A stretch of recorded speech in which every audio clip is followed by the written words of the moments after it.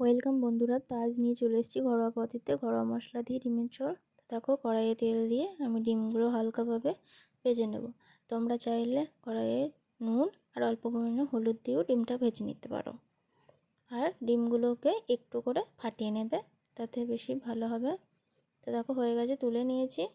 এবার পেঁয়াজগুলো আমি লাল লাল করে ভেজে নেব। যতটা পরিমাণ ঝোল হবে ততটা পরিমাণ জিনিসপত্র দেবে, মশলাপাতি আমি ততটা পরিমাণ দিচ্ছি। দেখো, আমি তেজপাতা দিয়ে দিয়েছি একটা।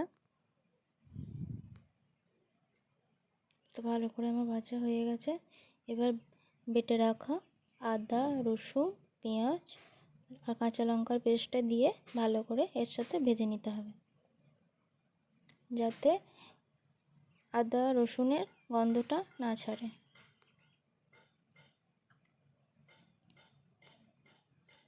দেখো, আমি ভালো করে কষে নিচ্ছি। দেখো কত সুন্দরভাবে হয়ে গেছে, কষানো হয়ে গেছে। এবার আমি সেদ্ধ করে রাখা আলুটা এর সাথে দিয়ে দেবো।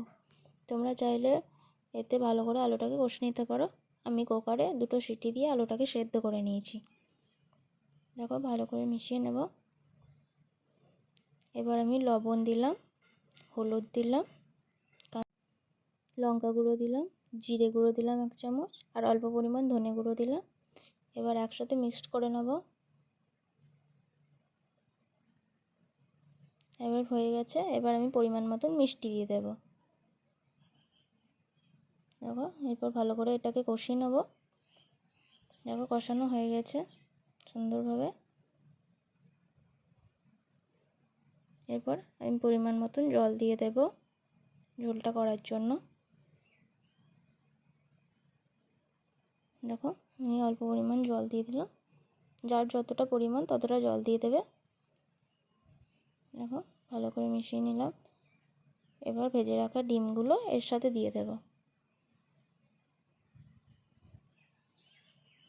তখন ডিমগুলো আমি এর সাথে দিয়ে দিলাম।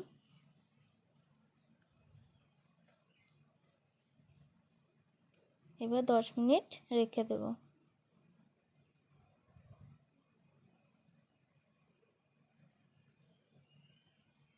দেখো, হয়ে গেছে। আমি অল্প পরিমাণ মিট মশলা দিয়ে দেব, দিয়ে 8 থেকে 10 মিনিট আবার রেখে দেব।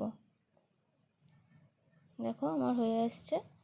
আমি এবার নামিয়ে নেব, একটা বাটিতে তুলে নেব। দেখো কত সুন্দর কালার এসছে। তো তোমরা চাইলে ঘরোয়া পদ্ধতিতে ডিমের ঝোলটা বানিয়ে নিতে। আমার চ্যানেলে নতুন হয়ে থাকলে লাইক, কমেন্ট, শেয়ার, সাবস্ক্রাইব করে দাও।